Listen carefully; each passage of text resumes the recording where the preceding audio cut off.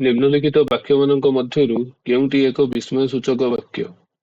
ନିମ୍ନଲିଖିତ ବାକ୍ୟମାନଙ୍କ ମଧ୍ୟରୁ କେଉଁଟି ଏକ ବିସ୍ମୟସୂଚକ ବାକ୍ୟ?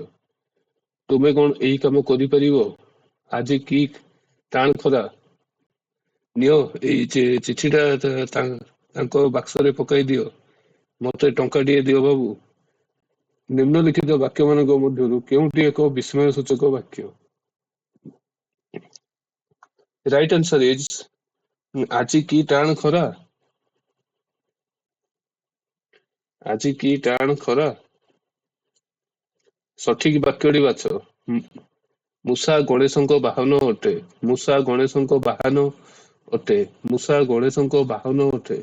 ମୂଷା ଗଣେଶଙ୍କ ବାହନ ଅଟେ। ରାଇଟ୍ ଆନ୍ସର ଇଜ୍ ମୂଷା ଗଣେଶଙ୍କ ବାହନ ଅଟେ।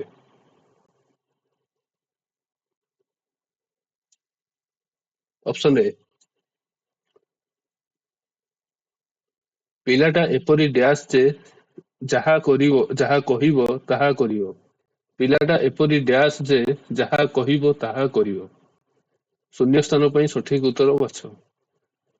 ବଣ ବିଛୁଆତି, ନାଟର ଗୋବର୍ଦ୍ଧନ, ହୁଙ୍କା ପିଟା, ନଛୋଡ଼ ବନ୍ଧା। ରାଇଟ୍ ଆନ୍ସର ଇଜ୍ ପିଲାଟା ଏପରି ନଛୋଡ଼ ବନ୍ଧା ଯେ ଯାହା କହିବ ତାହା କରିବ। ପିଲାଟା ଏପରି ନଛୋଡ଼ ବନ୍ଧା ଯେ ଯାହା କହିବ ତାହା କରିବ। ଅନ୍ଧର ଲଉଡ଼ି ରୂଢ଼ିର ଅର୍ଥ କ'ଣ? ଅନ୍ଧର ଲଉଡ଼ି ରୂଢ଼ିର ଅର୍ଥ କ'ଣ? ଅସହାୟର ସହାୟ, ନିଷ୍ଫଳ ପ୍ରାର୍ଥନା, ଅତି ପ୍ରିୟ, କ୍ଷୀଣ ଆଶ୍ରୟ। ରାଇଟ୍ ଆନ୍ସର ଇଜ୍ ଅସହାୟର ସହାୟ।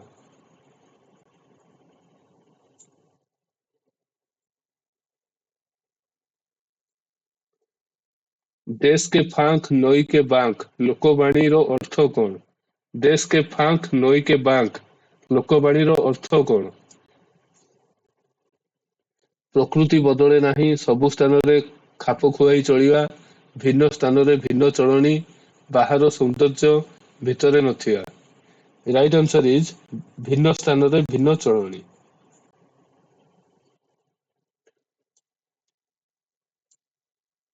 ହୁଙ୍କା ପିଟା ରୂଢ଼ିର ଅର୍ଥ କ'ଣ? ହୁଙ୍କା ପିଟା ରୂଢ଼ିର ଅର୍ଥ କ'ଣ? କିଛି ନ ବୁଝି ମୁଖସ୍ଥ କରିବା, କିଛି ନ ବୁଝି ହଠାତ୍ କାମରେ ଲାଗିଯିବା, ବିପଦ ନ ଆସୁଣୁ ଛାନିଆ ହେବା, ଏକଜିଦିଆ ହେବା। ରାଇଟ୍ ଆନ୍ସର ଇଜ୍ କିଛି ନ ବୁଝି ହଠାତ୍ କାମରେ ଲାଗିଯିବା। କିଛି ନ ବୁଝି ହଠାତ୍ କାମରେ ଲାଗିଯିବା ହୁଙ୍କା ପିଟା ରୂଢ଼ିର ଅର୍ଥ। କିଛି ନ ବୁଝି ହଠାତ୍ କାମରେ ଲାଗିଯିବା।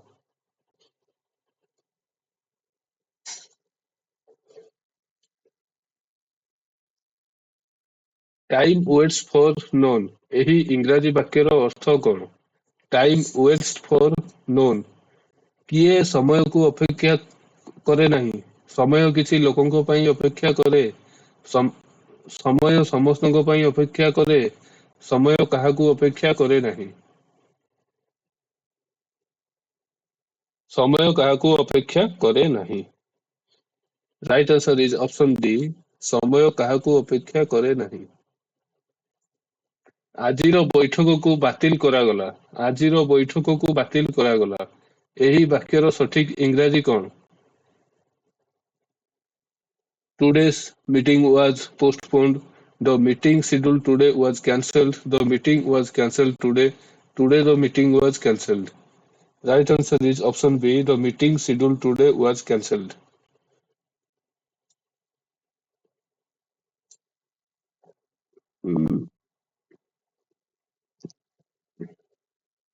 शुद्ध वाक्यटी बाछ। सबु छात्र सबु बही पढ़ी सारिछंती। सबु छात्र माने सबु बही पढ़ी सारिछंती। सबु छात्र सबु बही गुड़िक पढ़ी सारिछंती। सबु छात्र माने सबु बही गुड़िक पढ़ी सारिछंती। शुद्ध वाक्यटी बाछ। राइट आंसर इज सबु छात्र सबु बही पढ़ी सारिछंती। सबु छात्र सबु बही पढ़ी सारिछंती। शुद्ध वाक्यटी बाछ। से निर्धनी हेले भी निरोगी अटंती। से निर्धन हेले भी निरोग अटंती। से निर्धनी हेले भी निरोग अटंती। से निर्धन हेले भी निरोगी अटंती। ରାଇଟ୍ ଆନ୍ସର ଇଜ ସେ ନିର୍ଧନ ହେଲେ ବି ନିରୋଗ ଅଟନ୍ତି।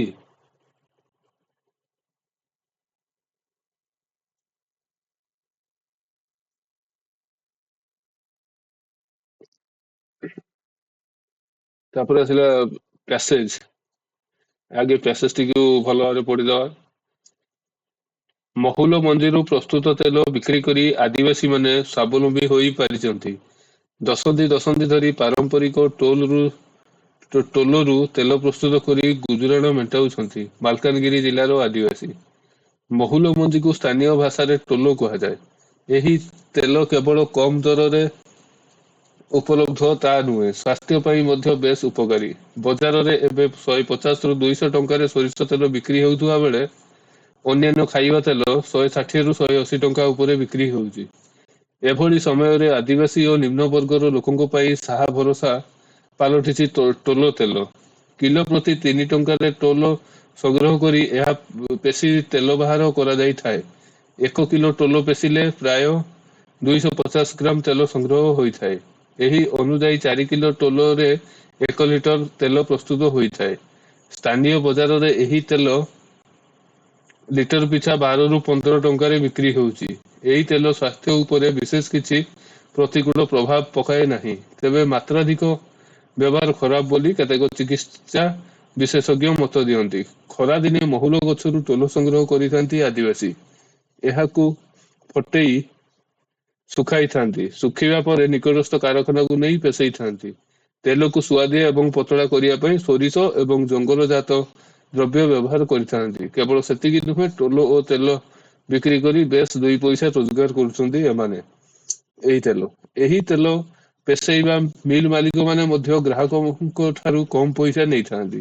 କାରଣ ଟୋଲରୁ ତେଲ ବାହାର କରିବା ପରେ ନିର୍ଗତ ହେଉଥିବା ଅଦରକାରୀ ଜିନିଷ ବାହାର ରାଜ୍ୟକୁ ବିକ୍ରି କରିଥାନ୍ତି ଏମାନେ। ଏଥିରେ ସାବୁନ ତିଆରି ହେବା ସହ ମାଛଙ୍କ ଆହାର ପାଇଁ ମଧ୍ୟ ବ୍ୟବହୃତ ହୋଇଥାଏ। ସରକାର ଏବଂ ପ୍ରଶାସନ ପକ୍ଷରୁ ଏମାନଙ୍କୁ ସହଯୋଗ କରାଗଲେ ନିଜେ ତେଲ ବାହାର କରିବା ସହ ଉକ୍ତ ତେଲକୁ ବିକ୍ରି କରି ଅଦରକାରୀ ଜିନିଷକୁ ମଧ୍ୟ ଅନ୍ୟ ରାଜ୍ୟକୁ ବିକ୍ରି କରି ବେଶ 2 ପଇସା ଉପାର୍ଜନ କରିପାରନ୍ତେ। ତାପରେ ଆସିଲା କୋଶ୍ଚେନ, ମହୁଲ ମହୁଲ ମଞ୍ଜି ପେଷେଇବା ପାଇଁ ମିଲ ବାଲା କାହିଁକି କମ ପଇସା ମାଗନ୍ତି? ମହୁଲ ମଞ୍ଜି ପେଷେଇବା ପାଇଁ ମିଲ ବାଲା କାହିଁକି କମ ପଇସା ମାଗନ୍ତି? ରାଇଟ୍ ଆନ୍ସର ଇଜ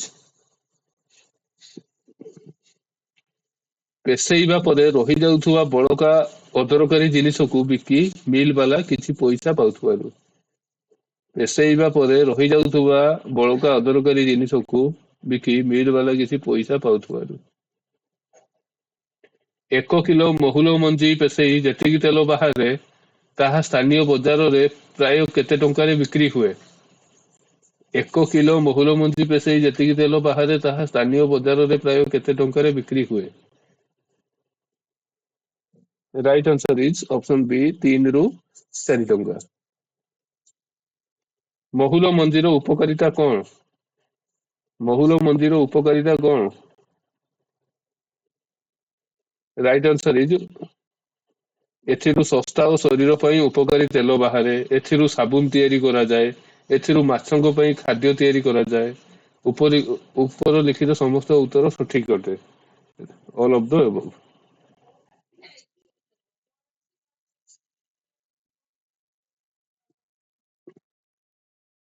ମାଲକାନଗିରି ଜିଲ୍ଲାର ଆଦିବାସୀମାନେ କେବେଠାରୁ ଟୋଲ ତେଲ ତିଆରି କରି ଆସୁଛନ୍ତି? ମାଲକାନଗିରି ଜିଲ୍ଲାର ଆଦିବାସୀମାନେ କେବେଠାରୁ ଟୋଲ ତେଲ ତିଆରି କରି ଆସୁଛନ୍ତି? ରାଇଟ୍ ଆନ୍ସର ଇଜ ବହୁତ ବର୍ଷ ତଳୁ।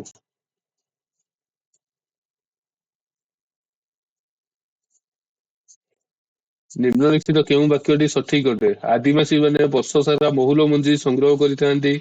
ଟୋଲ ତେଲକୁ ସୁଆଦିଆ କରିବା ପାଇଁ ମାଛ ଖାଦ୍ୟ ମିଶାଯାଏ।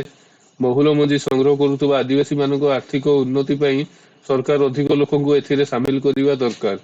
ଉପର ଲିଖିତ କୌଣସି ଉତ୍ତର ସଠିକ ନୁହେଁ। Right answer is option D, ଉପର ଲିଖିତ କୌଣସି ଉତ୍ତର ସଠିକ ନୁହେଁ।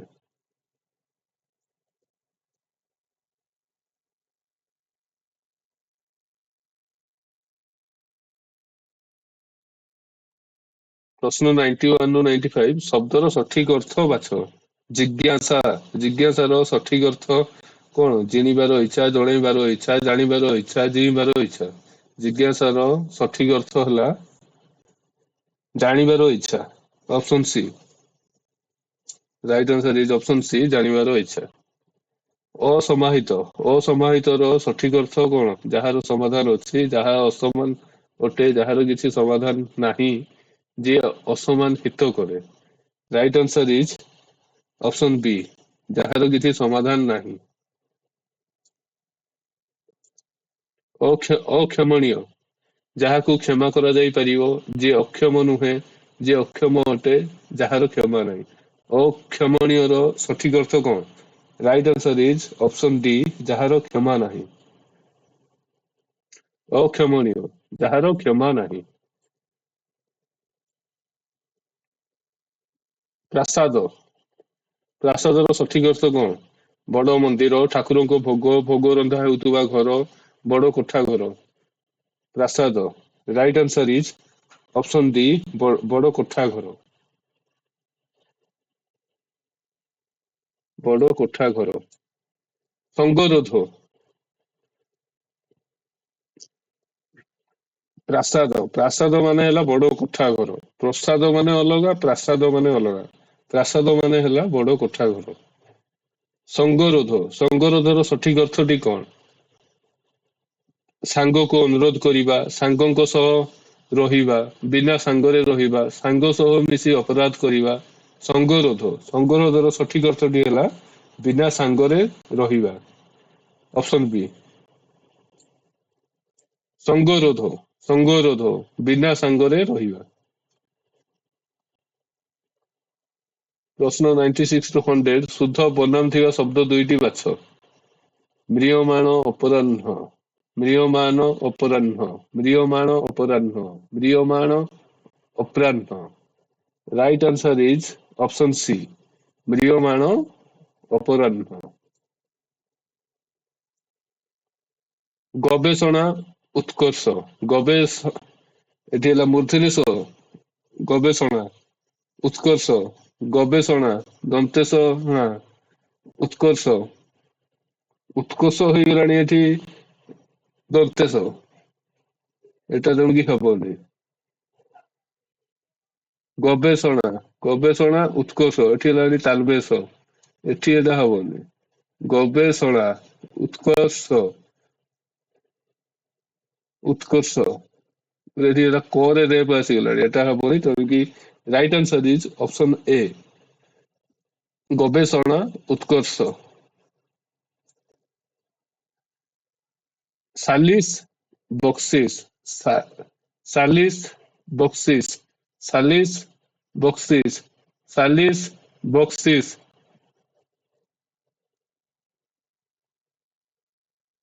Right answer is option D, ସାଲିସ ବକ୍ସିସ, ସାଲିସ ବକ୍ସିସ। ଲଜ୍ଜା ଶାରୀରିକ, ଲଜ୍ଜା ଶାରୀରିକ, ଲଜ୍ଜା ଶାରୀରିକ, ଏଠି ହେଲା ମୂର୍ଧନ୍ୟ ଷ, ତେଣୁକି ଏଟା ହବନି। ଲଜ୍ଜା ଶାରୀରିକ, ଏଠି ଦୀର୍ଘଇକାର ଦୀର୍ଘଇକାର, ତେଣୁକି ଏଟା ବି ହବନି। ରାଇଟ ଆନ୍ସର ଇଜ ଅପସନ ବି, ଲଜ୍ଜା ଶାରୀରିକ। ସାହସ, ସାହାଯ୍ୟ, ସାହସ, ସାହାଯ୍ୟ, ଏଠି ଜୋରରେ ରେଫ ଆସିଗଲାଣି, ତେଣୁକି ଏଟା ବି ହବନି। ସାହସ, ସାହାଯ୍ୟ, ସାହସ, ସାହାଯ୍ୟ, ଏଟା ବି ହବନି। Right answer is option A, ସାହସ, ସାହାଯ୍ୟ।